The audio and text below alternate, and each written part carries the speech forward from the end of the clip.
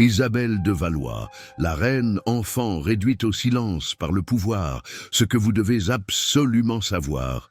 Bonjour, amis de l'histoire et curieux des destins les plus sombres de la royauté. Soyez les bienvenus sur notre chaîne. Avant de plonger dans cette histoire glaçante, n'oubliez pas de vous abonner à la chaîne et d'activer la clochette pour ne manquer aucune de nos vidéos qui vous feront voyager dans le temps.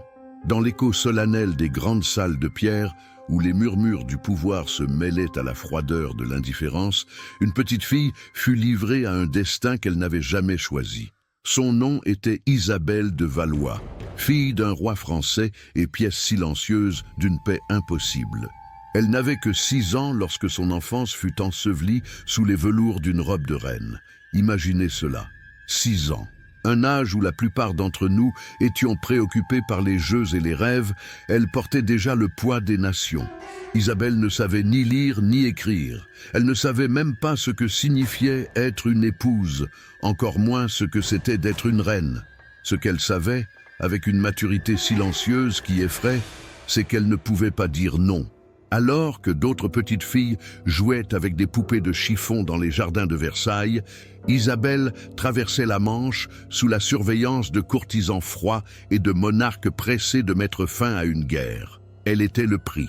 L'accord scellé entre la France et l'Angleterre pendant les années les plus rudes de la guerre de 100 ans.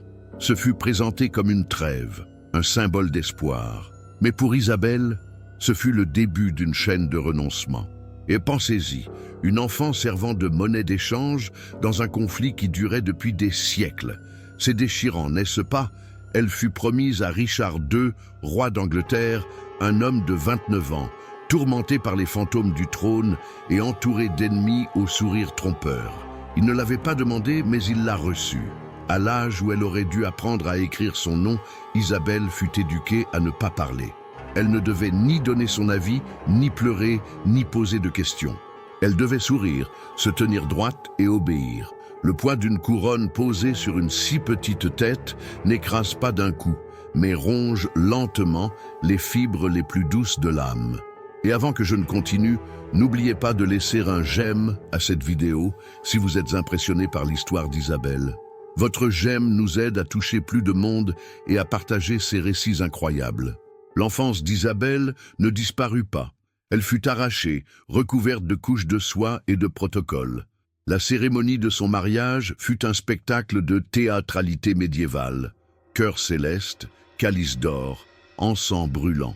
Mais Isabelle, au centre de tout, n'était qu'une petite fille opprimée par le regard d'hommes qui ne la comprenaient pas ni ne voulaient la comprendre. La reine enfant fut couronnée, oui, mais aussi enchaînée. Contrairement à d'autres reines consorts, elle ne partageait pas le lit du roi, ni ne participait aux décisions politiques. Son rôle était symbolique, décoratif, silencieux, un ornement, rien de plus. Richard II, quant à lui, était un monarque complexe, cultivé, raffiné, mais incroyablement instable. Il avait lui aussi été couronné enfant et les cicatrices de sa jeunesse l'avaient rendu méfiant, égocentrique et insécure. Il trouva en Isabelle une figure innocente, peut-être un miroir de lui-même à une autre époque, mais il ne sut pas ou ne voulut pas la protéger. Il la laissa seule dans un pays étranger, parmi des courtisans qui la regardaient avec mépris, parce qu'elle était française, parce qu'elle était jeune, parce qu'elle était femme. Le peuple anglais, épuisé par les guerres et les famines, ne vit pas en Isabelle une lueur d'espoir. Ils la virent comme un symbole de soumission à la France. Tandis que les rues de Londres réclamaient justice et pain, à l'intérieur du palais, Isabelle était élevée avec rigidité et un luxe inutile. Elle n'avait pas d'amis, pas de jeu, seulement le devoir. Pendant les premières années de sa vie en Angleterre, Isabelle apprit à se taire. Elle apprit que chacun de ses gestes pouvait avoir des implications politiques. Elle apprit que même les larmes devaient être contenues. On lui enseigna la broderie, la prière, à incliner la tête en présence des nobles. Mais personne ne lui apprit à comprendre la langue du pays qu'elle gouvernait désormais. L'isolement fut son compagnon le plus constant. Entourée de dames de compagnie qui obéissaient plus à la politique qu'à l'affection, Isabelle grandit sans tendresse. Sa mère, la reine Isabeau de Bavière, ne la revit jamais. Son père, le roi Charles VI de France, était plongé dans des épisodes de folie, et son époux Richard était de plus en plus absent, tant en présence qu'en esprit. On est en droit de se demander qui prendrait soin de cette petite fille. La petite reine assistait aux audiences et aux messes comme une figure ornementale. Parfois, lorsqu'elle se croyait seule, elle regardait par les hautes fenêtres du château de Windsor vers les champs gelés et laissait ses pensées s'envoler au-delà de la Manche. Mais même dans ces moments, elle savait qu'elle ne pouvait pas rêver, car dans son monde, rêver était subversif. Quelle triste réalité, n'est-ce pas? Suivez la vidéo et n'oubliez pas de vous abonner à la chaîne pour plus d'histoires comme celle-ci. À 10 ans, Isabelle connaissait déjà le goût amer de la perte. Elle n'avait pas vécu une seule bataille, mais était victime d'une guerre interminable. Elle n'avait commis aucun délit, mais était condamnée à la prison dorée du devoir royal. Et puis, sans avertissement, sans réconfort, la tragédie se précipita. Son époux, le roi Richard II, fut déposé par son cousin, Henri de Bolingbroke, qui se fit couronner Henri IV. Richard fut capturé, emprisonné, et peu après, mourut dans des circonstances obscures. Certains disent qu'il fut assassiné par la faim, d'autres qu'il fut étranglé en secret. Isabelle ne fut pas informée immédiatement. Lorsque la nouvelle parvint à ses oreilles, ce fut comme si le peu de sol ferme sous ses pieds disparaissait. Seulement 10 ans, déjà veuve, déjà utilisée, déjà rejetée, mais pas encore libre. La mort de Richard II ne libéra pas Isabelle, ne la rendit pas à sa terre, ni ne la rapprocha de sa famille. Au contraire, elle la transforma en otage, une pièce encore plus délicate de l'échiquier politique, prise entre deux royaumes ennemis qui se déchiraient dans la guerre de 100 ans. À seulement 10 ans, Isabelle cessa d'être reine consort pour devenir veuve cérémonielle. Mais au-delà des titres, elle était simplement une petite fille sans voix. Henri IV, le nouveau monarque d'Angleterre, avait des raisons de la maintenir sous contrôle. Il craignait qu'un retour immédiat d'Isabelle en France ne soit perçu comme une trahison symbolique de l'accord matrimonial, un acte qui rallumerait la haine entre les deux couronnes. Mais il savait aussi qu'Isabelle, par sa jeunesse et sa docilité, ne représentait pas une menace directe. C'est pourquoi il décida de la garder en Angleterre, surveillée, mais vivante, enfermée dans l'opulence d'un château entre des murs qui contenaient plus de méfiance que de protection. Quelle ironie, n'est-ce pas? Être entourée de luxe, mais se sentir prisonnière. Les années qui suivirent la mort de Richard furent les plus sombres pour Isabelle. Éloignée du centre du pouvoir, recluse dans une cour qui la regardait comme un fantôme gênant de l'ancien régime, la reine enfant devint une ombre. Sa présence était délibérément ignorée, les cérémonies étaient célébrées sans son nom, personne ne consultait son opinion. Elle n'était ni reine, ni épouse, ni libre. Elle n'était qu'une figure suspendue, attendant un destin que d'autres décideraient pour elle. Laissez votre commentaire sur ce que vous feriez si vous étiez à la place d'Isabelle à ce moment-là. Pendant ce temps, Isabelle commença à développer une lucidité prématurée. Elle observait, mémorisait, apprenait à lire les intentions cachées derrière les courtoisies. Elle devint silencieuse, mais non passive. Elle comprit que sa seule arme était la patience et que toute démonstration de rébellion serait utilisée contre elle. Parfois, elle écrivait de petites phrases en ancien français sur des parchemins cachés, fragments de prières, souvenirs de chansons, noms de personnes qui l'avaient jadis embrassée. C'était sa manière de ne pas disparaître complètement.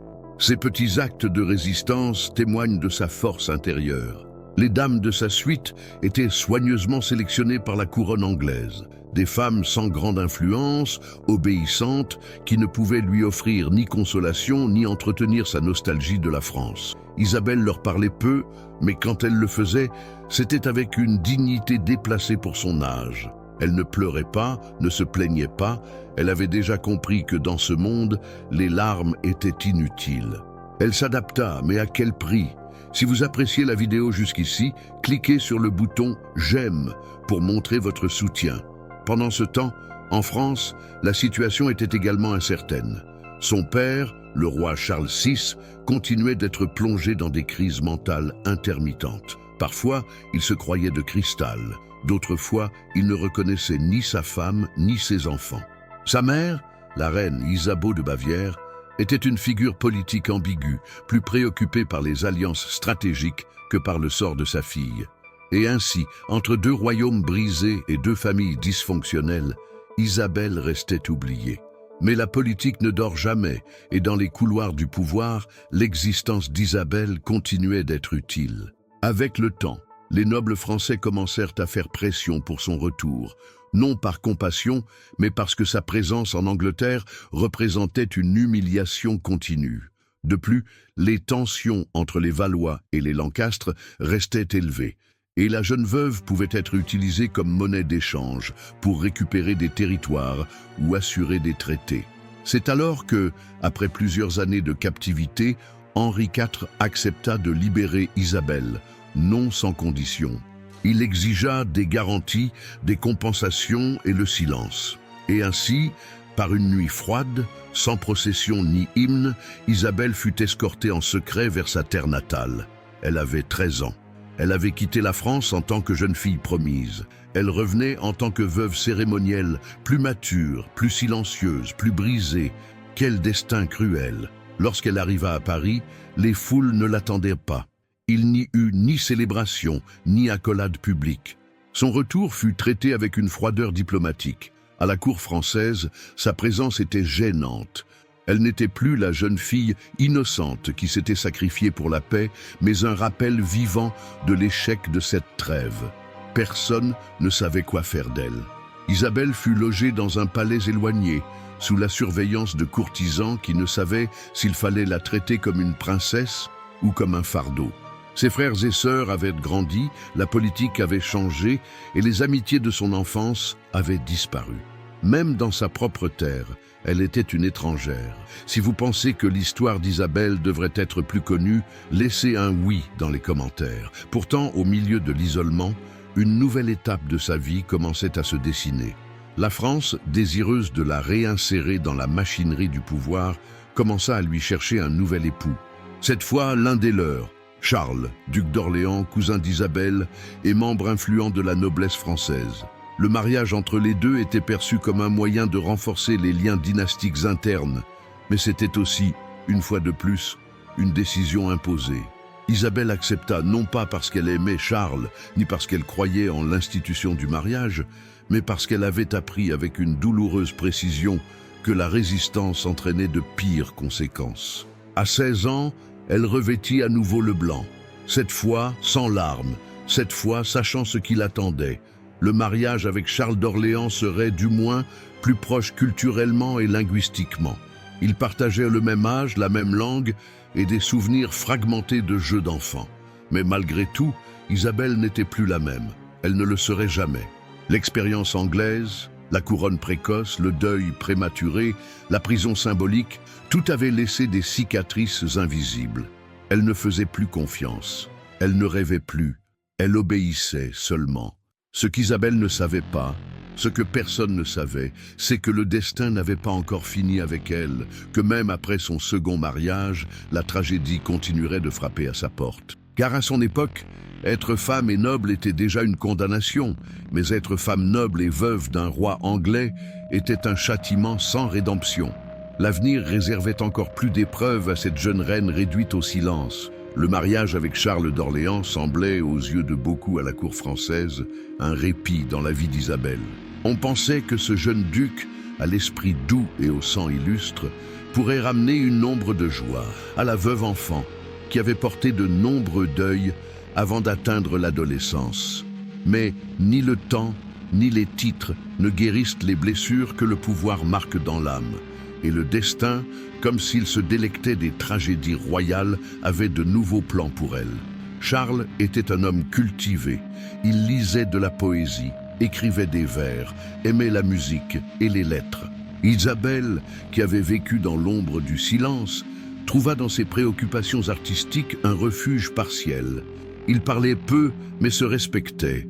Il n'y eut pas de passion, mais une certaine harmonie résignée.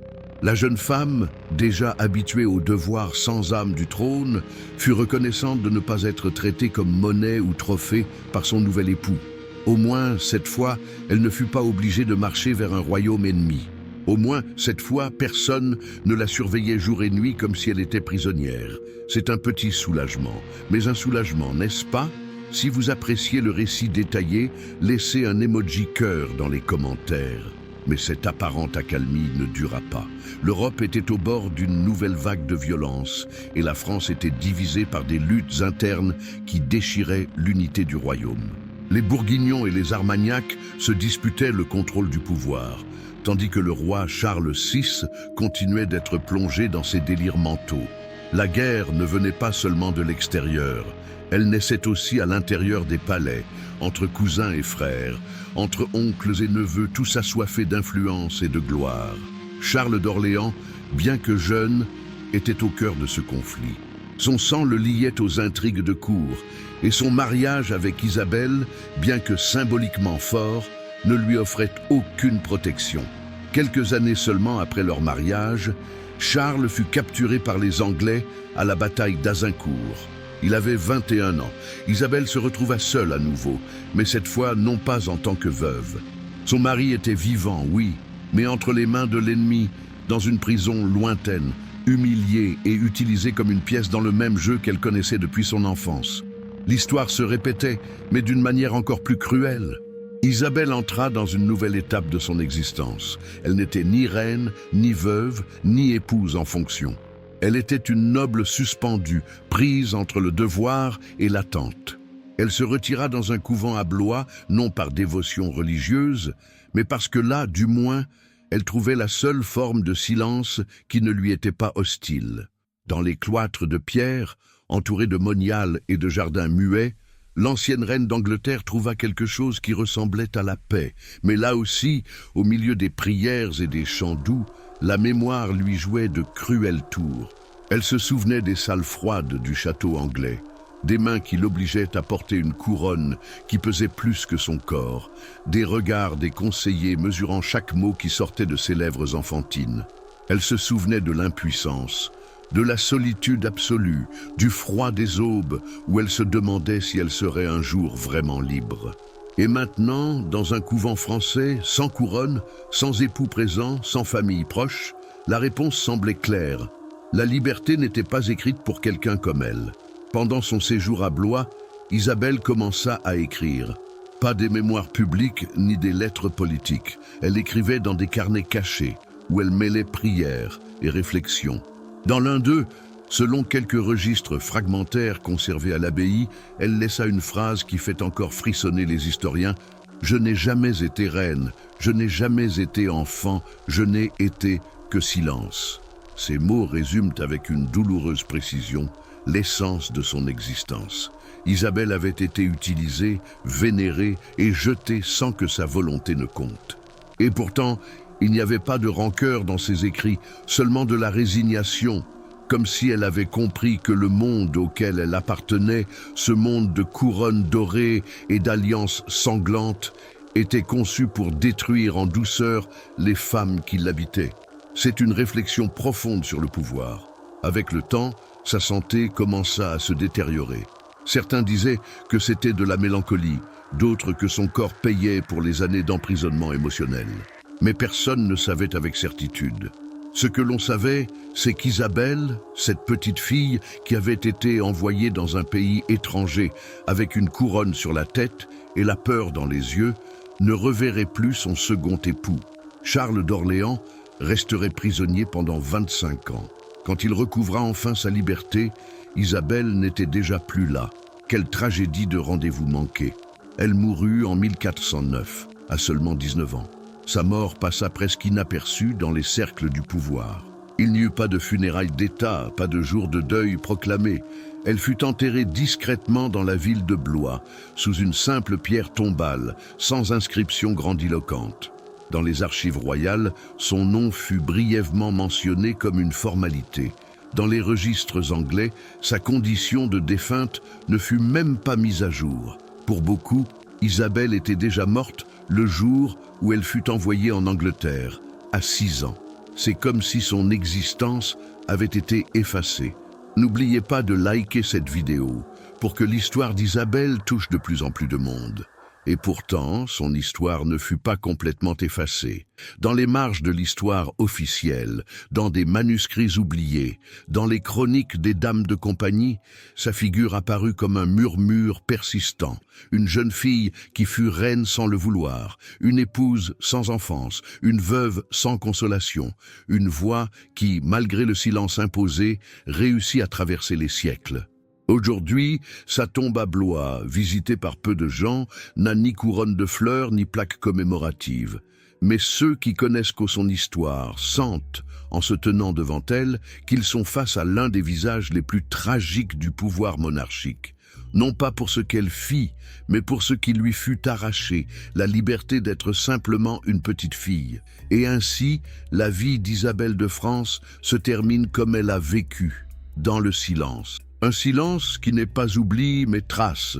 Une trace d'une reine qui ne gouverna pas, mais dont l'histoire de douleur, de dignité et de destin mérite d'être racontée. L'histoire d'Isabelle de France ne s'est pas vraiment terminée avec sa mort. Bien que son corps reposât en silence à Blois, l'écho de son existence a persisté dans la politique, les guerres, les pactes scellés sur son dos. Elle est devenue, sans le vouloir, un symbole. Celui de la femme sacrifiée par un ordre qui se revêtait d'or et de pourpre, mais qui cachait des chaînes invisibles. Les chroniques de l'époque lui consacraient à peine quelques lignes. Pour les hommes qui écrivaient l'histoire, Isabelle était simplement une pièce mineure sur un échiquier plus grand, fille de roi, épouse de roi, veuve de prince. Rien de plus. Mais nous savons qu'elle fut bien plus que cela. Mais au fil des siècles, des érudits, des poètes et des penseurs ont commencé à regarder d'un autre œil sa brève et silencieuse existence. La figure de la reine enfant a pris des contours tragiques, se transformant en une présence symbolique qui représentait non seulement une vie marquée par la tristesse, mais une dénonciation silencieuse de la manière dont le pouvoir dévorait les innocents. Car Isabelle fut peut-être l'une des premières victimes visibles de la guerre de 100 ans, un conflit qui traversa les générations, déchira les familles royales et transforma les enfants en instruments de paix ou de vengeance. Son enfance volée, son mariage forcé, son veuvage précoce et sa réclusion dans l'oubli ne furent pas des faits isolés, mais partie d'un engrenage plus large et plus brutal. Au couvent de Blois, après sa mort, quelques moniales conservèrent de petits fragments de ses pensées écrites sur des feuilles volantes. C'étaient des textes simples, mais chargés d'une lucidité émouvante. L'un d'eux disait « La douleur qui ne se voit pas est la plus profonde. Je souriais des lèvres, mais je criais à l'intérieur. J'étais une petite fille enterrée sous des robes de reine. » Cette plainte est restée en suspens, résonnant faiblement à travers le temps. C'est une phrase puissante qui nous fait réfléchir. Dans les siècles ultérieurs, Isabelle commença à éveiller l'intérêt des historiens et des artistes romantiques. Les poètes du XIXe siècle, enchantés par la mélancolie des destins brisés, écrivirent sur la reine enfant aux yeux tristes. Les peintres la représentèrent enveloppée de voiles, assise seule dans une tour, regardant par la fenêtre comme si elle attendait quelque chose qu'elle savait ne jamais arriver. Ainsi, l'image d'Isabelle se transforma en archétype. L'innocence sacrifiée, la pureté vendue au pouvoir. Pour plus d'histoires fascinantes, n'oubliez pas de vous abonner et d'activer la clochette. Le paradoxe est que sa figure contrastait profondément avec d'autres femmes puissantes de son temps. Alors que certaines reines manipulaient les cours avec intelligence et audace, Isabelle était l'exact inverse. Non par faiblesse, mais parce que sa vie avait été réduite au silence, avant même qu'elle n'apprenne à élever la voix. C'était la preuve que même la lignée la plus noble pouvait être réduite à un instrument muet. Charles d'Orléans, son second époux, fut finalement libéré après 25 ans de captivité. On dit qu'en recevant la nouvelle de la mort d'Isabelle, il resta silencieux. Il n'écrivit jamais sur elle, ne lui consacra jamais un poème, ne commanda pas de tombe digne, ni ne demanda de prières en sa mémoire, peut-être par honte, peut-être par oubli, peut-être parce que dans son monde, les reines enfants n'étaient jamais des personnes, seulement des symboles. Quel abandon, n'est-ce pas? Isabelle vécut à une époque où les femmes royales avaient rarement un vrai pouvoir, à moins de dominer les coulisses avec une astuce que seul le temps pouvait enseigner. Elle n'eut ni le temps, ni les alliés, ni l'âge de résister. Elle eut en revanche la beauté et le sang royal, des attributs qui la transformèrent en monnaie d'échange vivante, en joyau diplomatique. Mais si l'on y pense, sa force résida dans le fait d'avoir survécu, même pour un bref instant, à l'insupportable. À 6 ans, elle fut séparée de sa mère. À 7 ans, couronnée reine d'Angleterre devant une foule. À 9 ans, transformée en veuve. À 13 ans, livrée à un nouvel époux. À 19 ans, enterrée en silence. Et pourtant, son histoire nous est parvenue. Cela, en soi, est une victoire contre l'oubli. Aujourd'hui, la reine oubliée d'Angleterre et de France, car elle fut des 2 royaumes, et en même temps, d'aucun, apparaît dans les recherches modernes, les documentaires et les études de genre comme l'emblème d'une tragédie qui ne fut pas individuelle, mais structurelle. Son nom, autrefois effacé des livres officiels, commence à être prononcé comme un symbole de quelque chose de plus grand. L'injustice systématique commise contre des femmes prises au piège dans des réseaux de pouvoir qui ne leur appartenaient jamais. Isabelle représente une douleur universelle. Elle est née au centre du pouvoir politique européen et est morte comme si elle n'avait jamais existé. Elle a vécu dans les châteaux les plus opulents, mais a porté en elle une solitude incommensurable. Elle fut livrée comme symbole de paix, mais n'a jamais connu la vraie paix. Son corps fut paré de perles, mais son âme n'eut jamais d'enfance.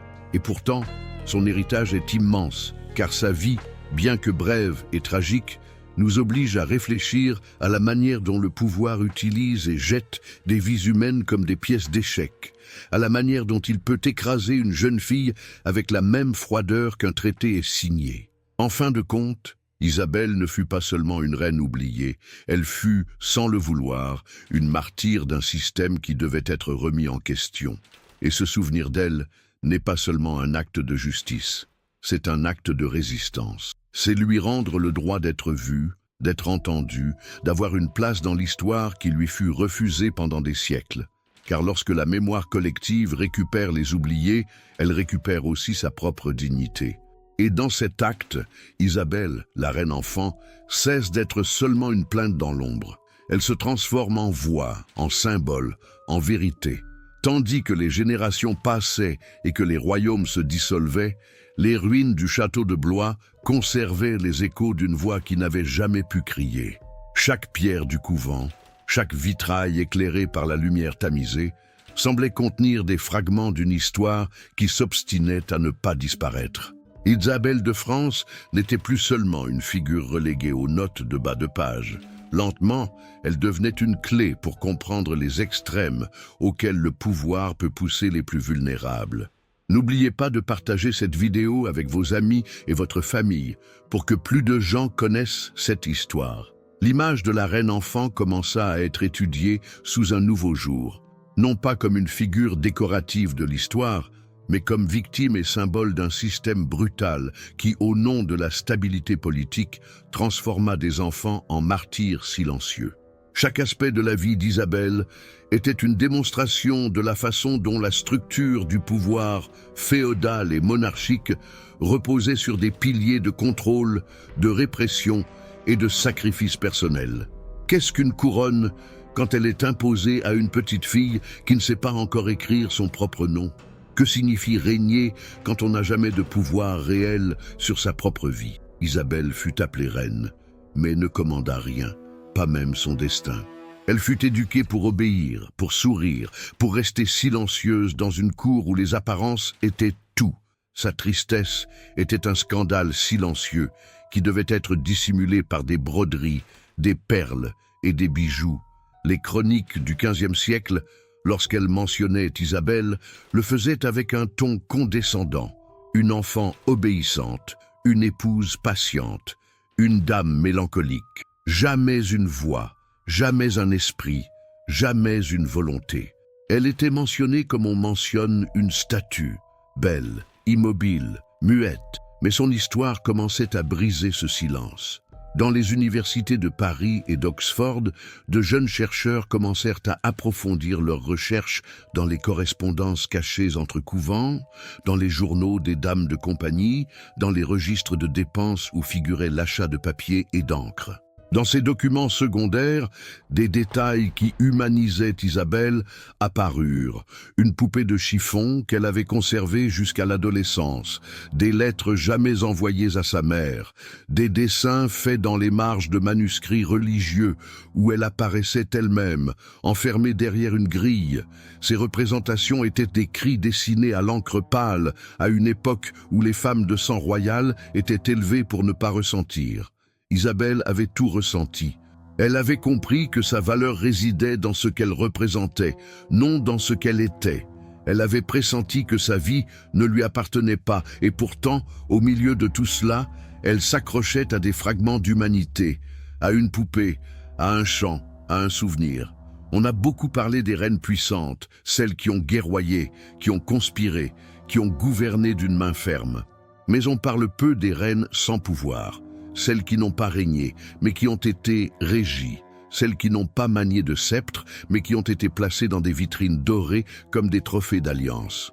Isabelle fut l'une d'elles, et dans son impuissance réside précisément sa force symbolique. Son histoire nous oblige aussi à regarder d'un autre œil la guerre de 100 ans, non plus seulement comme une succession de batailles et de traités, mais comme une chaîne de tragédies personnelles, car derrière chaque alliance, derrière chaque mariage arrangé, il y avait une enfance perdue, une liberté arrachée, une voix réduite au silence. Charles d'Orléans, son second époux, revint à la vie publique après sa libération.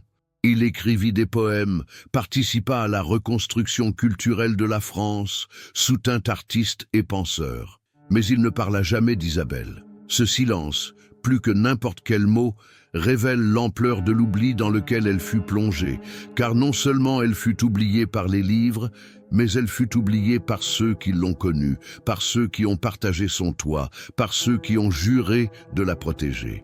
Une solitude accablante, n'est-ce pas ?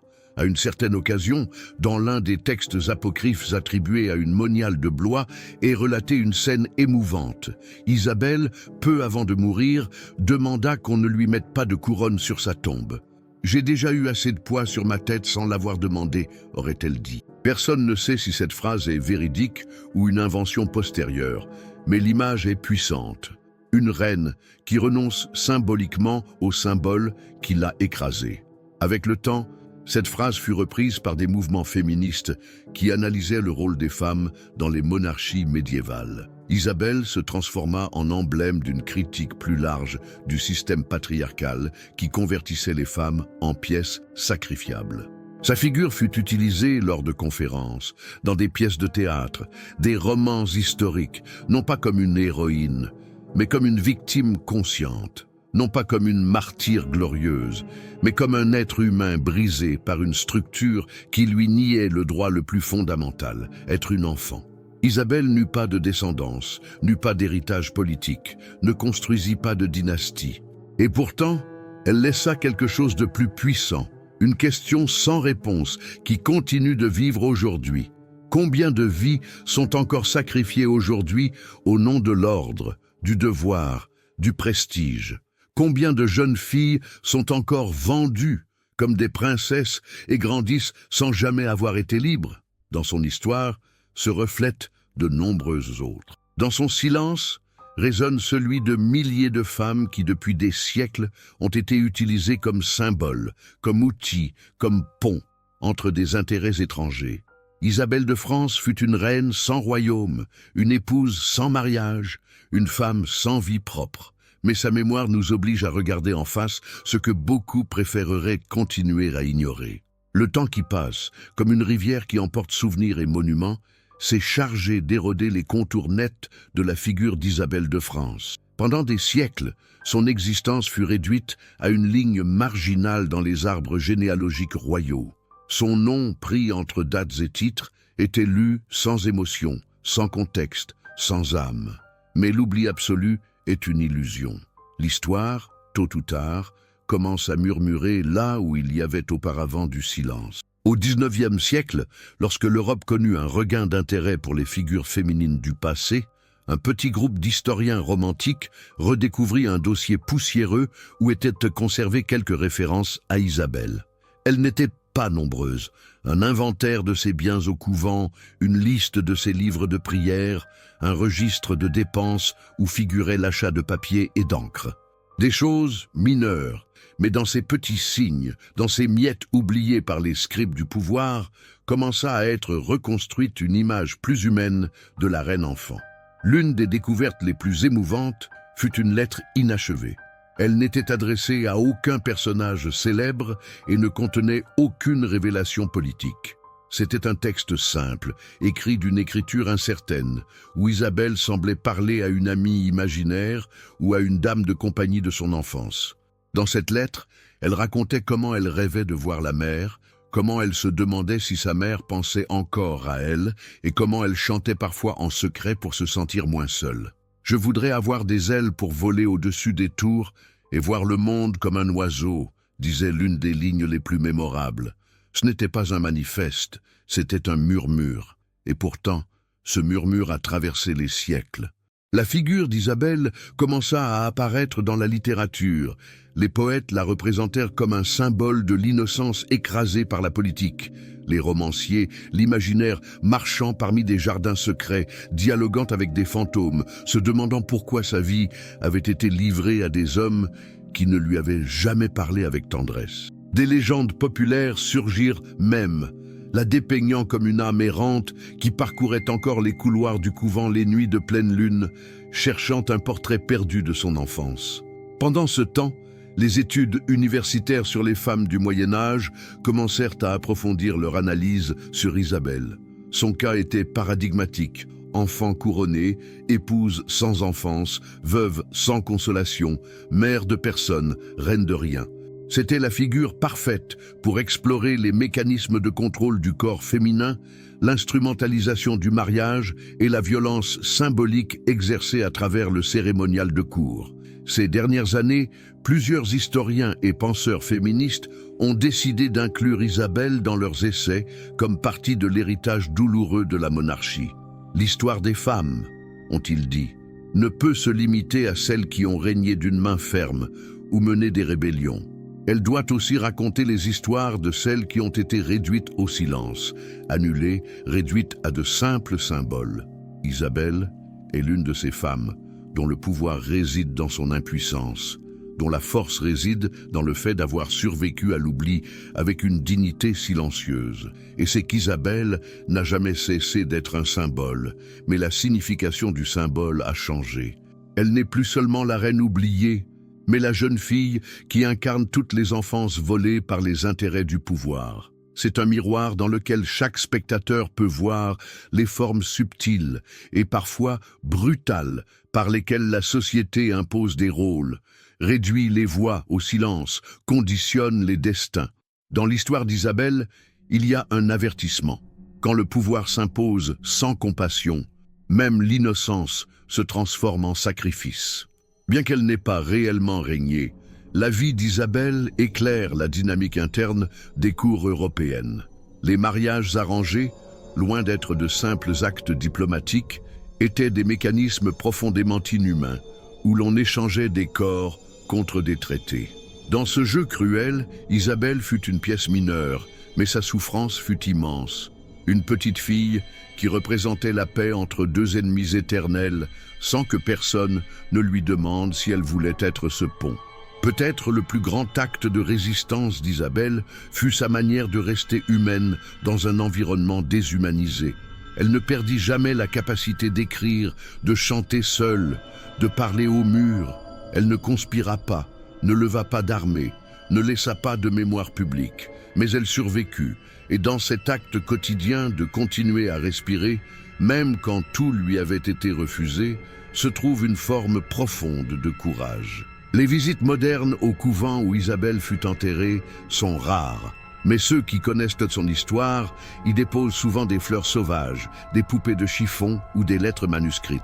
Ce n'est pas un hommage protocolaire, c'est un geste intime, presque rituel, de reconnaissance, car bien qu'elle n'ait pas été mère, Isabelle est devenue symboliquement mère de nombreuses causes, protectrice des jeunes filles sans voix, gardienne de la mémoire de celles qui n'ont pas pu choisir. Aujourd'hui, lorsque nous parlons d'Isabelle de France, Nous ne le faisons pas seulement pour réparer une injustice historique, mais pour nommer une présence qui traverse les siècles, car sa figure transcende l'anecdote personnelle. Elle représente le prix que beaucoup ont payé et paient encore pour naître dans des corps sur lesquels d'autres décident. Et ainsi, dans la pénombre des archives, dans les notes de bas de page, dans les dessins perdus parmi les manuscrits, Isabelle reprend vie, non pas comme une reine parée, mais comme un témoignage vivant de ce qui se passe lorsque le pouvoir est exercé sans humanité. L'histoire d'Isabelle de Valois est un portrait émouvant de la résilience au milieu de l'oppression. Elle nous montre que, même sans avoir le pouvoir d'une couronne entre ses mains, la force intérieure et la capacité à préserver sa propre humanité sont des formes de résistance qui résonnent à travers le temps. C'est pourquoi des histoires comme la sienne doivent être racontées, rappelées et valorisées. Si vous êtes arrivé jusqu'ici, merci beaucoup pour votre compagnie dans ce voyage dans le passé. Pour continuer la conversation sur cette histoire incroyable, laissez votre commentaire en répondant à ces questions. Quel est le plus grand enseignement que la vie d'Isabelle peut nous apporter aujourd'hui? Croyez-vous que, même sans avoir de pouvoir formel, Isabelle a trouvé des moyens de résister et de préserver son humanité? Votre avis est très important pour nous. Et n'oubliez pas de vous abonner, de liker et de partager cette vidéo pour que la voix d'Isabelle de Valois continue de résonner. À la prochaine vidéo.